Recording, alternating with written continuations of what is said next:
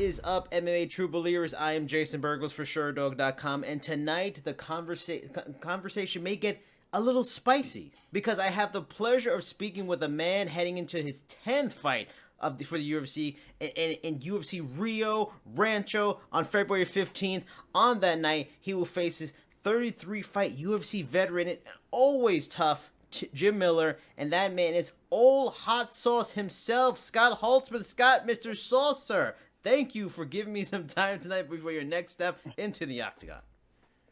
Yes, sir, Jason. I appreciate it, man. Thanks for having me on. Yep, UFC Rio Rancho coming up. It's almost like UFC Rio, but not nearly as exciting. I want to ask you that because I'm going to talk to somebody tomorrow that's also on the Rio Casey Kenny. He's going to be on the card too. Now, when I first heard UFC Rio Rancho, I got to be honest, I didn't know where the hell Rio Rancho was. I thought maybe Mexico, maybe Brazil. When you were told of the booking and it was going to be on Rio Rancho, did you have any idea where the heck Rio Rancho was? Nope, I had no idea. So I was, as you can imagine, extremely disappointed. But most of the time they just book dates before they ever have a location. So I just knew that we were on a February 15th, but they didn't know where it was. So of course, when that location came out, I was a little disappointed, but it doesn't really matter. By now I've fought in so many arenas; they're all the same. Yeah. It's just a bunch of people with a jumbotron and an octagon, so it doesn't really matter as long as they got a Whole Foods and Uber there. I'm good. Hopefully they do have all those things. Now, I had the pleasure of being in the building covering your fight at UFC Newark, and I really enjoyed your post-fight scrum because of how genuine and most importantly grateful you were in front of the media and after the fight. Now, one thing that stood out was mentioning you are a hillbilly from Tennessee. Now, I am in New York City, born and raised, so I don't run across many hillbillies. I don't go upstate in the Appalachians too much. For me and for the people that watch this, what makes a hillbilly a hillbilly? Because a hillbilly is different than, say, a redneck, right? Those are two different kind of things. Yeah, I would say so. I think hillbillies are a little more friendly. That's good. But I think there are some redneck tendencies deep down in there. Currently, I have all my teeth. That's good. The two front teeth are fake, and at one point I was missing one of them back a couple years ago or last year at one of my fights. But yeah, just people from the hills, man, raised on Mountain Dew and pinto beans and cornbread. So different sort of people, but we can fight, that's for sure. Well, I feel like we've gotten closer because one, I like pinto beans, and two, one of my front teeth are also fake. So look at this. I am on my way to hillbilly status, I feel like. But you mentioned in the post fight that you played also professional hockey, which, and correct me if I'm wrong, but did you play for the Knoxville Ice Bears? Is that correct? Yep, I sure did. I had a cup of coffee, as they would say, with Knoxville Ice Bears. So just trying to extend the non-real world work a little further after college. I had some friends who were playing professional hockey at the time and sort of talked me into playing and trying, and did really well, made it all the way through, and there towards the end got cut and kind of bounced around on some other teams and got sent to another league, and that was kind of it for me. Didn't want it bad enough, but learned a lot of things along the way. And obviously with professional sports, a lot of people try their entire lives to make it for one sport. And when they don't make it, the dream's kind of over. So for me, I've been lucky, and I've taken some lessons from hockey, and I played college baseball too at the highest level, fighting arguably, one of the best lightweight fighters of all time here in a few days. So I mean, because yeah, the state has a professional hockey team in Tennessee, but for you weren't even a guy that was playing hockey at some point in your youth. You just got into it straight away, right into that professional level, which is kind of crazy and pretty damn impressive all at the same time. Well, I played hockey. Baseball was really my first love, but once I discovered hockey about 10 years old, I played hockey. Yeah, so I've played since I was 10 years old, and of course I'm a super athlete too. So anything I choose to do, I'm going to be good at. So I was committed to hockey and played my entire life. Played on some really good teams, believe it or not, here in Knoxville, and There's some good hockey in Nashville because of the auto industry. We get a lot of parents of kids from Detroit and Michigan up north auto industry. So played a lot of good hockey growing up, and uh, kind of led me there, part of the journey. Another key part of the media scrum after your last fight was, talking about your changed outlook on life because of your son. You grew up. You also mentioned you grew up with about your father really being around and didn't get those parenting tools that may come from that. I myself am in a similar situation, from a similar background in a similar situation now. How specifically has being a father changed how you, in general, see the world and just look at your career now? I think it's changed it big time. Obviously, there's added motivation there. I think anybody who has kids will tell you that. Um, but same story as maybe you. I just didn't have a lot of positive role models coming up. I didn't really have anybody to say, hey, when you meet somebody, look them in the eye, shake their hand, say yes sir, don't curse in public. I was just kind of, I didn't really have any guidance. I didn't have anybody to tell me what was right or wrong. And when I see my son now, and obviously I see other parents and kind of telling their kids what to do and how to do it. But for me, I'm like, you know what? I'm not going to just tell them. I'm going to try and show them too. I'm going to try and be a positive role model, but not just preach it, but do it. Show them how to attain goals. Show them how to get what you want. Show them how to go about a daily process. So that's kind of been big for me. And I just want to be the person that I never had growing up. So it's been some good motivation, and holds me accountable too. After your win, you mentioned you wanted to fight the winner of Guida versus Miller, which is on the same card, and that is exactly what you're getting. However, that was all the way in August. And are you disappointed you did not get back into the cage, far sooner, or was there a specific reason maybe for you that you aren't fighting for almost like 6+ months now? No, I tried. I'm disappointed. It's weird. The UFC is weird because all these fighters, nobody wants to fight throughout the year. Then all of a sudden, when December rolls around, everybody says, "Oh, I need to fight before the end of the year." So there's this big bottleneck right in December.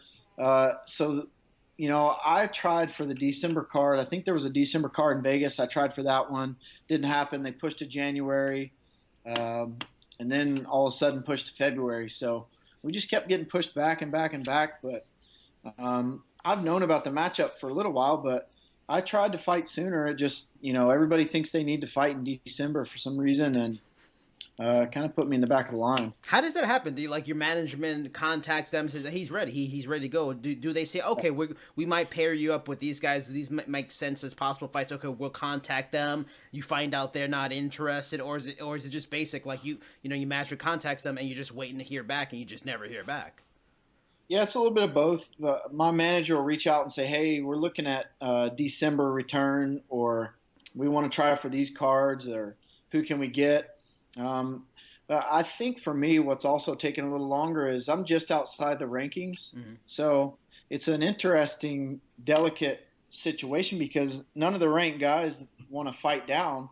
Everybody wants to fight up and get into the rankings, and when you're semi-dangerous and just outside the rankings, nobody wants to take a chance. So there's only a handful of guys really that make sense to fight. Those 15 through 20 guys.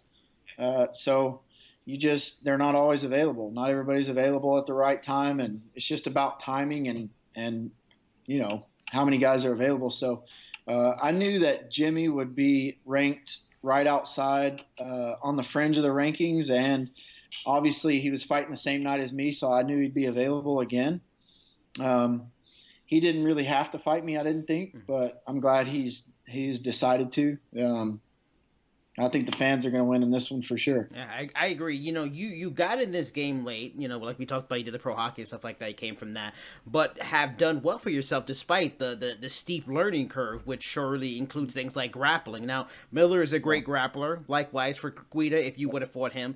Two of your losses in the UFC have been to strong rap wrestlers, Josh Emmett and Nick Lentz. Is part of wanting this fight to challenge, not only because of the name value of both men and you want to get in there with big names, but to also challenge yourself in an area you are still trying to catch up on with a lot of guys, to try and get over that key hurdle in your evolution as a mixed martial artist and beat a very good grappler. Yeah, I mean this fight's as much about me as it is, anything else. I'm out here to prove things to myself too. I'm not really doing this for anybody else. uh, I guess if you were, it'd be a short day at the office. But, I want validation that everything I've worked for is not in vain, and I really think this camp I've really dialed in on some details on wrestling and grappling that have gotten me beat in the past. I have been beat. I mean, some of those losses, they've come down to one or two takedowns or a few grappling positions, and that's what's lost it for me. So I really believe that I'm a lot tighter in that area. So I'm excited to show that and put on a good scrap here. Jim Miller has hung around so long and been successful in the UFC because he's a straight grappler. He isn't necessarily a dominant wrestler. He isn't a jiu-jitsu guy. He blends both elements well, and it is a handful on the mat. Where does he rank with some of those other grapplers that I mentioned? Is he the best guy you've faced so far? And if he is the best guy, why is that? What makes him a little different than those other guys you've faced before? Yeah, I mean, I think so. I think grappling wise, if you put on a gi and a belt, a colored belt, then he's going to beat those other guys. He's for sure extreme grappler. Been doing it a long time. Submitted a lot of really good guys. Fought all the best guys in the world. I mean, everybody knows his credentials. Yeah. Everybody's seen what he can do. It's just a matter of putting the fight where I think my tools can beat his tools. So I'm not going to put my gi out there and go roll around on the mat with him. I don't plan on doing that, and it's my job to put myself in the best position possible to win. And that's not really rolling around on the mat. I don't care about that. That's just not my style. The fans don't want to see that either. So I'm gonna try to keep it away from that. Because that's pretty much going to the direction where I was going to ask, because that's not his forte. Yeah, Jim Miller's a tough guy, but striking is not where he does his best. But you are a guy, you want to be a dog and mix it up in a phone booth with somebody. How much is the emphasis in camp? Like, how does it break down for you? Obviously, you have the strength and striking. So is the camp worried about getting takedowns, stuffing the takedowns, working your way back up? Is it about preparing for submissions? Do you have to do all those things? Like what is your, particular preparation for him to make sure you stay on the feet and play it where you become the black belt?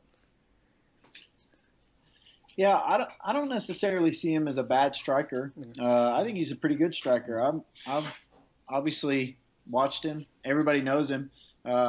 Is he a better grappler than striker? He's a good grappler. He's got a lot of submissions. I think he's a good striker too. I think the fight's going to be a little bit of everything. I'm prepared to really fight everywhere. I think it's going to be two straight cats and a sack pretty much for the entire 15 minutes. So I'm kind of prepared for everything. He's going to shoot in. He always does. Everybody knows that. He blends the entire game together. So I'm pretty much ready for everything. So when he comes in my zone, I'm swinging on him, that's for sure. Miller is actually the same age as you, and oddly enough, me and him are both Virgos. For a weird, fun fact to get right out there. His birthday is actually a week after mine, a few weeks before yours. However, his 36 is a much different one, with 44 bouts worth of camps and fighting and wear and tear. A lot of people will say, he has a huge advantage because of his experience, but however, would you say, you have a huge athleticism, speed, power advantage against him because you don't have that wear and tear of so many years, so many fights in this sport, which is so brutal and the training is so brutal?